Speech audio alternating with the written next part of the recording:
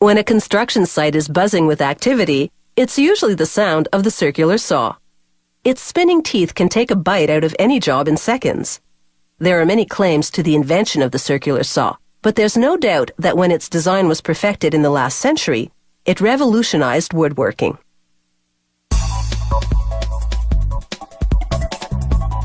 With a circular saw, you can give odd jobs a whirl, and when the sawdust settles, you may have discovered your inner handyman. To make a circular saw blade, a laser burns into a sheet of steel to cut out jagged discs in the basic shape of a circular saw blade.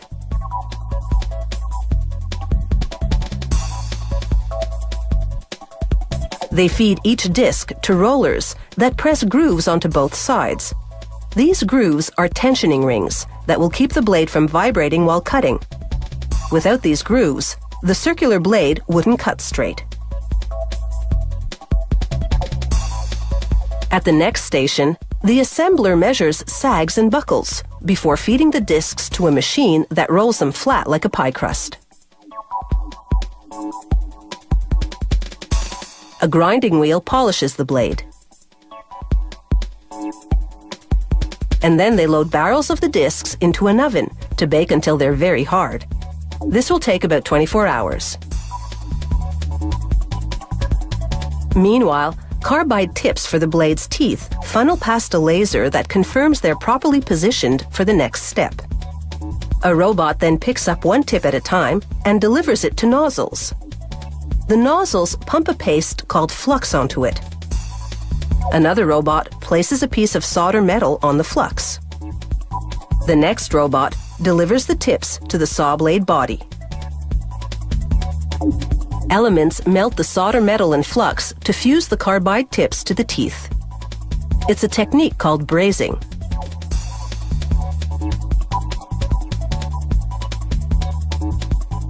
Teeth with carbide tips last longer without losing their sharpness.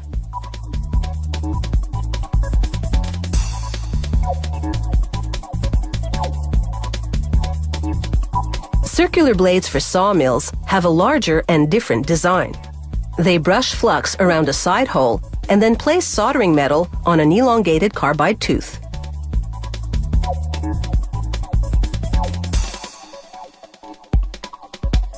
They braze the tooth to the flux-coated hole and install several more of these carbide side teeth.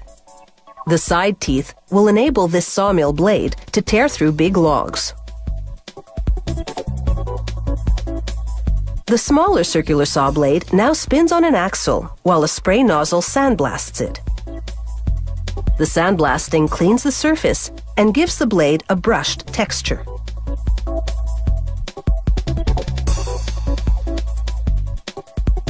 A mechanical finger now moves one of the blade's teeth into position for sharpening. A grinding wheel tapers each tooth.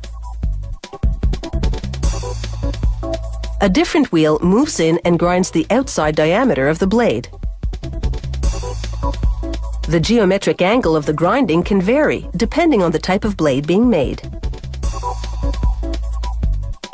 The grinding wheel then hones the face of each tooth to give it a sharper edge.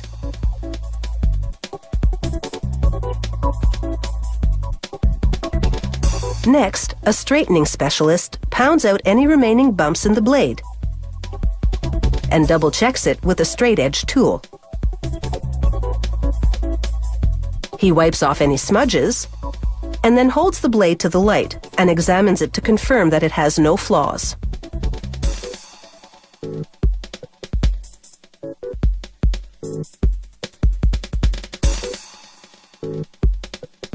A laser then etches the company insignia onto the blade.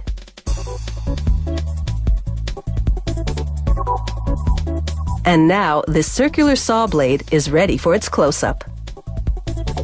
A camera focuses on the teeth and sends the picture to a computer.